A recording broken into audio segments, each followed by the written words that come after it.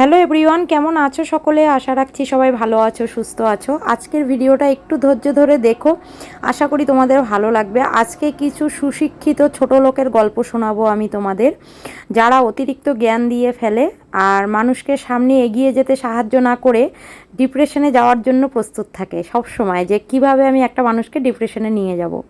তো প্রথমে বলি, আমার শরীরের অবস্থা ভালো নেই। যদি ভালো থাকতো প্রতিনিয়ত আমি তোমাদের সাথে ভিডিও শেয়ার করতাম। তো প্রায় 3 দিন পর আমি ভিডিও দিচ্ছি, আর 2 দিনের ভিডিও ক্লিপ অ্যাড করে আমি ভিডিও দিচ্ছি। তো আমার শরীরের অবস্থা খুবই খারাপ। প্রত্যেক দিন রাত্রি জেগে জেগে আমার দিনটা যাচ্ছে। ইনহেলার না নিলে 1 মিনিটও থাকতে পারছি না। তো যাই হোক, যে ডাক্তার দেখিয়েছি সেই ডাক্তার চেঞ্জ করে আমি অন্য ডাক্তার দেখাবো, নাম লেখানো হয়ে গেছে। তো সেই ভিডিও তাড়াতাড়ি তোমরা পাবে। তো দেখো, রাত্রেবেলা এই যে একটু ক্রিম মেখে নিলাম। ক্রিম বলতে আন্ডার আই ক্রিম। আমি এটা ব্যবহার বলতে গেলে খুবই কম করি, 2 বছর হয়ে গেছে কেনার। প্রতিনিয়ত ব্যবহার করলে আমার চোখের নিচে এরকম কালি ভাব থাকতো না। তো ওষুধে পড়ার পর আরও বেশি চোখের নিচে কালি পড়ে গেছে। তো তোমাদের দাদাভাই বলছে চোখের নিচটা প্রচুর কালি হয়ে গেছে, ক্রিমটা কি ব্যবহার করো না? তো আমি বললাম যে না, করা হয় না। তো যেদিন করে মনে থাকে সেদিন করে দেই। তো একটু ক্রিম দিয়ে দিলাম আর একটু ইনহেলার নিয়ে নিলাম। প্রচুর শ্বাসকষ্ট হচ্ছে। তো খাওয়া দাওয়া হয়ে গেছে, রাত্রে তো ভাত খেতে পারি না, তো একটু মন চাইলে অল্প খাই। তো এদিকে দেখো আমার চোখের অবস্থা প্রচুর খারাপ। তো এই দেখো একদম কালি হয়ে কালচিটে পড়ে গেছে, স্কিনের অবস্থা খুবই খারাপ। তার মধ্যে সবথেকে বড় কথা হচ্ছে আমার বাড়ির কাজকর্ম পড়ে আছে, কোনো রকমভাবে সময় দিতে পারছি না, মেয়েটাকে ঠিকঠাকভাবে স্কুলে পাঠাতে পারছি না। অনেক দিন হলো আমার শরীর ভালো না। আর এখন যে দিনকালের অবস্থা, ওকে তো একা পাঠানো সম্ভবই না। তো স্কুল বাদ যাচ্ছে, আমাকে ডায়েরিতে লিখে দিতে হবে যে কী কারণে বাদ যাচ্ছে না যাচ্ছে, সবটাই আর কি আমাকে কারণ জানাতে হবে স্কুলটা এত বাদ যাওয়াও তো উচিত না বাচ্চা মানুষের পক্ষে। তো যাই হোক, যেটা মেন কথা সেটা তোমাদের বলি।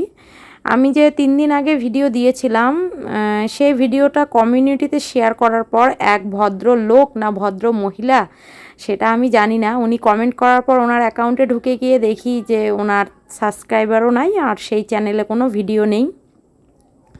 আমাকে কমেন্ট করেছে, দিন দিন তো ভিডিও দিয়েই যাচ্ছ, ভিউজের তো নাম নেই, ভিউজ তো পাচ্ছ না। তো তাকে বলি, ইউটিউবটা কারো বাপদাদার প্ল্যাটফর্ম না যে তুমি চাইলে ঘুষ দেওয়ার পর তোমার ভিডিওর ভিউ বেড়ে গেল, তারপরে তুমি চাইলেই যে সব কিছু করতে পারবে, এমন না। ইউটিউবটা হচ্ছে এমন জায়গা যেখানে কঠোর পরিশ্রম করে তোমাকে নিজেকে দাঁড়াতে হবে। অনেকেই আছে, আমাদের কথা তো বাদ দাও, আমরা তো চুনোপুটি। অনেকেই আছে যারা ইউটিউবের পিছনে প্রচুর খাটছে, এমনকি ভালো ক্যামেরা, ভালোভাবে টাকা খরচ করছে, প্রত্যেক দিন রেস্টুরেন্টে খেতে যাচ্ছে, শপিং মলে বাজার করছে, ভিডিওর জন্য অনেক টাকা খরচ করে ফেলছে, তারাও উঠতে পারছে না। আর আমাদের কথা তো বাদ দাও, আমরা তো যথাসাধ্য চেষ্টা করছি, তারপরে যদি যার দাঁড়িয়ে যায় সেটা হচ্ছে আমাদের কপাল। আগে যে অঞ্জনার জগৎ চ্যানেলটা ছিল, 6,000 সাবস্ক্রাইবার ছিল, ভিউ ভালো ছিল, সেটা তো দাঁড়াতে পারলাম না। কন্টেন্ট নাই নামে একটা চ্যানেল ছিল, 2,000-এর কাছাকাছি, 2,000 না সরি 1,500-এর কাছাকাছি সাবস্ক্রাইবার ছিল, 3,800 ঘন্টা ওয়াচ টাইম হয়ে হাফ মনিটাইজ হয়ে গেছিলো। সেই চ্যানেলটা তো দাঁড়াতে পারলাম না। এই যে একটা চ্যানেল খুললাম, সেটা তো দাঁড়াতে পারবো কি না জানি না, কিন্তু মনের মধ্যে আশা রেখে কাজ করে যাই। তো আমাদের যদি অত টাকার কাঙাল হতাম যে না আমাকে ইউটিউব থেকে টাকা ইনকাম করতেই হবে, আমার চলছে না, তাহলে হয়তো আমরাও সেরকম পয়সা খরচ করতাম, কি আপ্রাণ চেষ্টা করতাম, উলঙ্গ হয়ে ভিডিও করতাম। তো সেরকম তো না, আমরা ঘরোয়াভাবে যেটা করছি সেটাই তোমাদের সাথে শেয়ার করছি। হাউস ওয়াইফ আমরা, বাচ্চা সামলাই, সংসার সামলাই, তারপরে সময় পেলে ক্যামেরা অন করে ভিডিও করি, যে যদি নিজের পায়ে দাঁড়াতে পারি সেই আশাতে। যদি না দাঁড়াতে পারি সেটাতেও কোনো আপত্তি নেই, আর যদি দাঁড়াতে পারি সেটা আমার কপাল। তো এরকম করে আমাকে কমেন্ট করার কোনো মানে হয় না। যাই হোক, আমার মেয়ের একটা ভিডিও ছেড়েছিলাম, দুষ্টু কোকিল নামে যে গানটা আছে, সেই গানটাতে ওখানে উনি কমেন্ট করেছে, ইংলিশে কমেন্ট করেছে যে ড্রেস আপের ব্যাপারে, যে নাচটা মোটামুটি ঠিক আছে কিন্তু আপনার ড্রেস আপটা ভালো না। তো হতেই পারে, গরিব মধ্যবিত্ত মানুষ, আমাদের তো আর ঘরে অ্যাভেলেবেল ড্রেস থাকে না। যেটা আমাদের মাথায় এসেছে, যেটা পেরেছি সেটা পরিয়েই নাচ করিয়েছি, উলঙ্গভাবে তো আর করেনি। তো আশা করি অতটা খারাপ ড্রেসটা না। তো তোমরা একটু ভিডিওটা দেখে কমেন্টে জানিও যে ড্রেসটা আদৌ কি আমি অতিরিক্ত খারাপ পরিয়েছি মেয়েকে। আবার আর এক জায়গায় কী কমেন্ট করেছে, ইউ আর সো মেসি নাকি। যাই হোক বাবা, অত শিক্ষিত না আমি, অত ইংলিশ পড়তে পারি না, তো একটা কথাই বলবো যে ইংলিশে কমেন্ট না করলেই ভালো হয়, একটু ভালোভাবে বাংলাতেই কমেন্ট করবেন। বাংলাতে জন্মেছি, বাংলা স্কুলে পড়েছি, গরিব মধ্যবিত্ত ঘরের মানুষ, সরকারি স্কুলে পড়েছি, মেয়েও আমার সরকারি স্কুলে পড়ে, অত ইংলিশ পারি না বাপু। যদি পারেন বাংলাতে কমেন্ট করবেন। আর এটুকু বুঝতে পেরেছি যে ভালো না, কমেন্টটা খারাপ। তো যাই হোক, আর একটা ভিডিওতে কমেন্ট করেছে যে কি নাটক।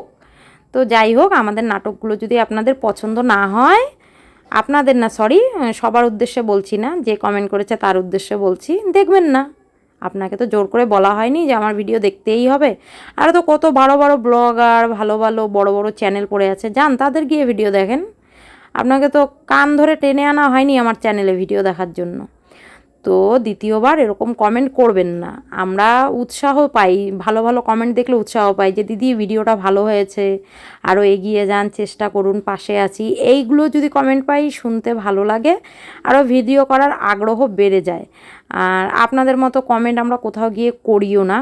আবার বলছি, আপনাদের বলতে কিছু কিছু লোকের কথা, সবাইকে না।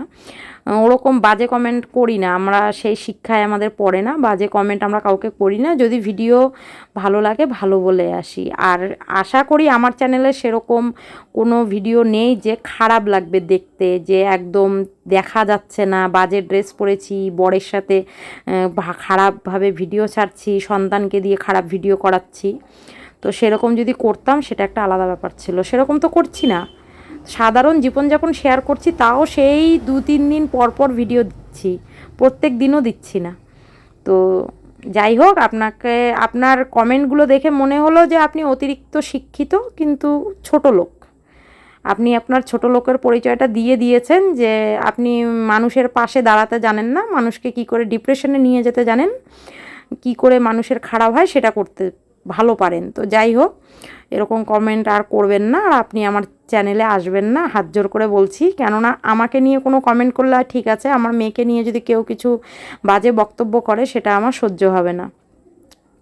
তো যাই হোক, এটা হচ্ছে পরের দিনের ব্লগ। একটু চিকেন এনেছিল আগের দিন রাত্রেবেলা কর্তামশাই, তো আগের দিন রাত্রেবেলা শরীরটা ভালো ছিল না দেখে আর রান্না করিনি, ফ্রিজে রেখে দিয়েছিলাম। তো আজকে মেয়ে বলছে মা তাড়াতাড়ি করে চিকেন রান্না করো, কেননা আমাদের ঘরে তো সবসময় চিকেন মাটন এগুলো হয় না, হঠাৎ করে হয়, আর বাচ্চা কাচ্চা খুব আগ্রহী থাকে খাবার জন্য। তো এই যে চিকেন কষা করছি, আর সাথে হচ্ছে ভাত, তেমন কিছুই না, একটু হালকা পাতলা মশলা দিয়ে করলাম। আর আমার মিক্সিটা না নষ্ট হয়ে গিয়েছে, তার জন্য একটু ওই গ্লাসের মধ্যে পেঁয়াজ, রসুন, আদা, লঙ্কা এগুলো থেতলে নিয়েছি। এইভাবেও যদি তুমি চিকেন রান্না করো দেখবে ভালো লাগে, কেননা সবসময় তো কারেন্ট থাকে না, সবার ঘরে মিক্সি থাকে না, আর আমার একটু হাতে ব্যথা, শিলপাটাতে আমি সবসময় মশলা বাটতে পারি না।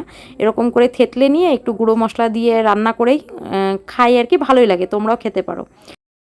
রান্নাবান্না হয়ে গেল, এখন মেয়েকে খেতে দেব, আমিও খাবো।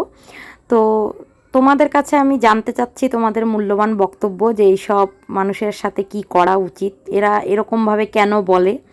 তোমরা তোমাদের মূল্যবান বক্তব্য অবশ্যই আমার কমেন্ট বক্সে ছেড়ে যেও, আমি অবশ্যই পড়ব। আর বেশি কিছু বললাম না, এখানে ভিডিওটা শেষ করছি। ভালো লাগলে একটা লাইক করে দিও, আর চ্যানেলটিকে সাবস্ক্রাইব করে অবশ্যই আমার বন্ধু হয়ে যেও। দেখা হবে নতুন একটা ভিডিওর সাথে, কেননা প্রতিদিন তো ভিডিও দিতে পারছি না, শরীরটা তেমন একটা ভালো নেই। যদি পারি দেখি 2 দিন অন্তর অন্তর হোক, যাই হোক, যেভাবে পারি ভিডিও শেয়ার করব। তো সবাই ভালো থেকো, সুস্থ থেকো, দেখা হবে নতুন একটা ভিডিওর সাথে।